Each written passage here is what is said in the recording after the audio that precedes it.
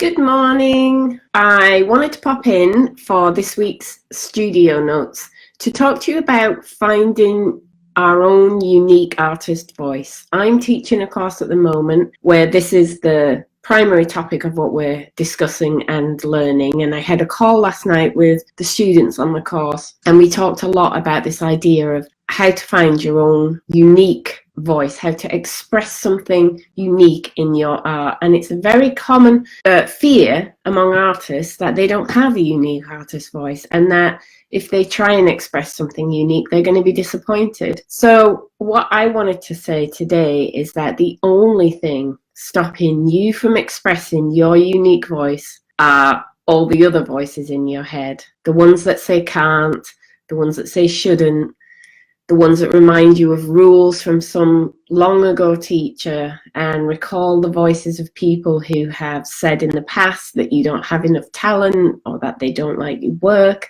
And then there are the outside voices, the opinions of friends and family or even strangers on the internet. Why on earth do we let strangers on the internet change how we feel?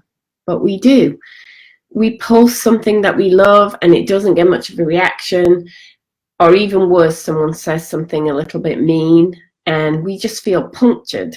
We try to paint an abstract perhaps, and someone says abstract art isn't real art, and we instantly feel that we should, go back to something else. Or we try a portrait and someone says, well, that looks nothing like so-and-so. And after that, some of us stop painting. So the voice that whispers, who do you think you are? Who do you think you are to think you can do this? That voice gets louder and louder and we give up. Or maybe we don't give up completely, but maybe we go back into our safe little box.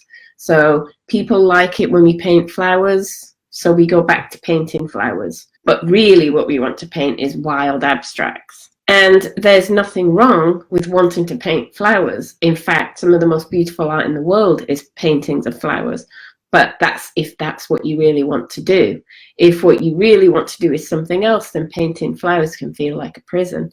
We tell ourselves at that point that the worst thing in the world is to fail, is to be seen to fail by other people with our work, when really the worst thing in the world is to have not lived fully, to have not done what we really wanted to do with our painting. And often at this point we get stuck because we're not doing anymore what our soul is calling us to do.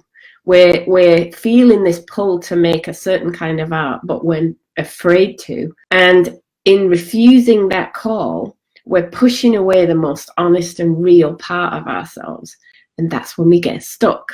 See, because we start avoiding the paints and we start avoiding the brushes and we shut the door on that place where we used to work.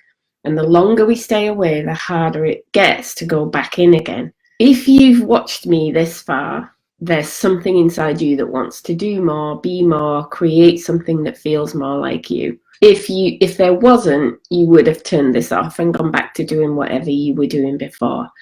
And if this applies to you, what I want to say is do not listen to the negative voices, the ones in here and the ones out there. Do not ask for permission. Do not seek approval. Sit quietly and try to picture the kind of art you would love to make. Really picture it. Is it big and bold and loud? Is it delicate? Is it peaceful?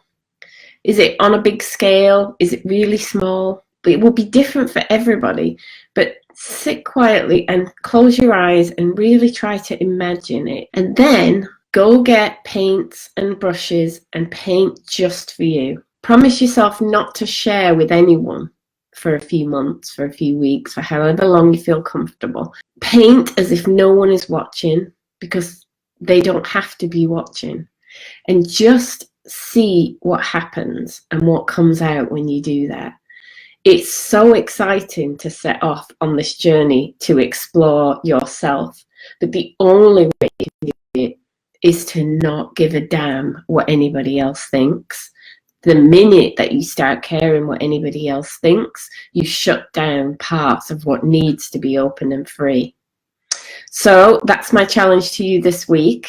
So there ends today's sermon. I shall see you all around here on my page, on my blog, in my newsletter. If you need to find me, I am at louisefletcherart.com. You can sign up for a weekly artist newsletter. You can read my blog there, and there's a little box to sign up for updates for the blog. You can also hear me on Art Juice, the podcast. Actually, if you wanted to, you could spend your entire life listening to me, and I very much doubt that you want that. But have a good day, everyone. I will see you around. Bye.